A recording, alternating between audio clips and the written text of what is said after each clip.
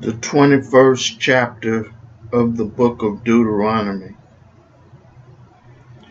If one be found slain in the land which the Lord thy God giveth thee to possess it, lying in the field, and it be not known who hath slain him, then thy elders and thy judges shall come forth, and they shall measure unto the city which are round about him that is slain.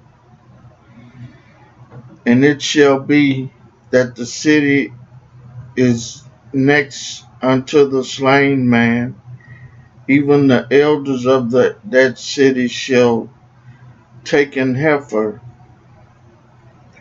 which had not been wrought with, and which had not drawn the yoke, and the elders of that city shall bring down the heifer unto a rough valley, which is neither eared nor sown, and shall strike off the heifer's neck there in the valley. And the priests, the sons of Levi, shall come near, for them the Lord thy God had chosen to minister unto him and to bless in the name of the Lord. And by their words shall every controversy and every stroke be tried. And all the elders of that city that are next unto the slain man shall wash their hands over the heifer that is beheaded in the valley. And they shall answer and say, Our hands have not shed this blood, neither have our eyes seen it. Be merciful, O Lord, unto thy people Israel, whom thou hast redeemed, and lay not innocent blood unto thy people of Israel's charge, and the blood shall be forgiven them. So shalt thou put away the guilt of innocent blood from among you, when thou shalt do that which is right in the sight of the Lord. When thou goest forth to war against thine enemies, and the Lord thy God hath delivered them into thine hand, and thou hast taken them captive, and seest among the captives a beautiful woman, and hast desired unto her, that thou wouldest have her to thy wife, then thou shalt bring her home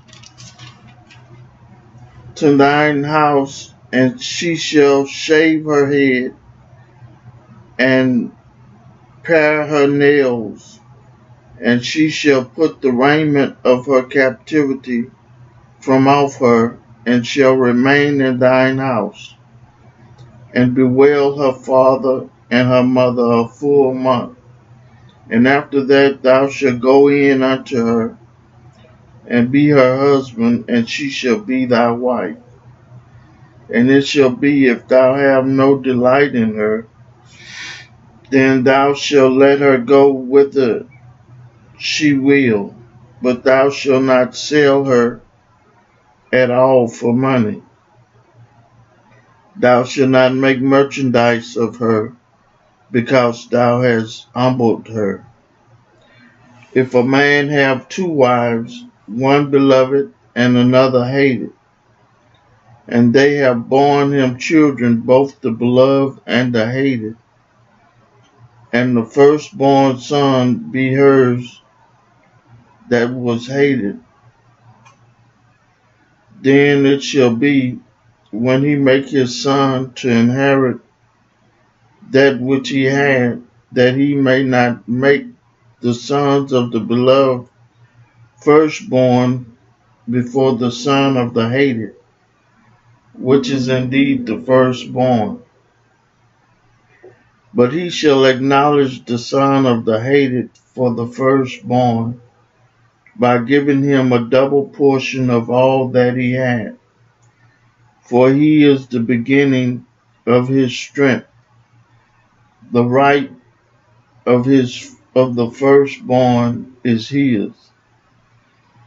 If a man have a stubborn and rebellious son, which will not obey the voice of his father or the voice of his mother, and that when they have chastened him, will not hearken unto them, then shall his father and his mother lay hold of him, bring him out unto the elders of his city, and unto the gates of his place, and they shall say unto the elders of his city, This our son is stubborn and rebellious. He will not obey our voice. He is a glutton and a drunkard. And all the men of his city shall stone him with stones, that he die. So shall thou put evil away from among you, and all Israel shall hear and fear. And if a man have committed a sin worthy of death, and he be to be put to death, and thou hang him on a tree, his body shall not remain all night upon the tree, but thou shalt in any wise bury him that day. For he that is hanged is accursed of God, that thy land be not defiled, which the Lord thy God giveth thee for an inheritance.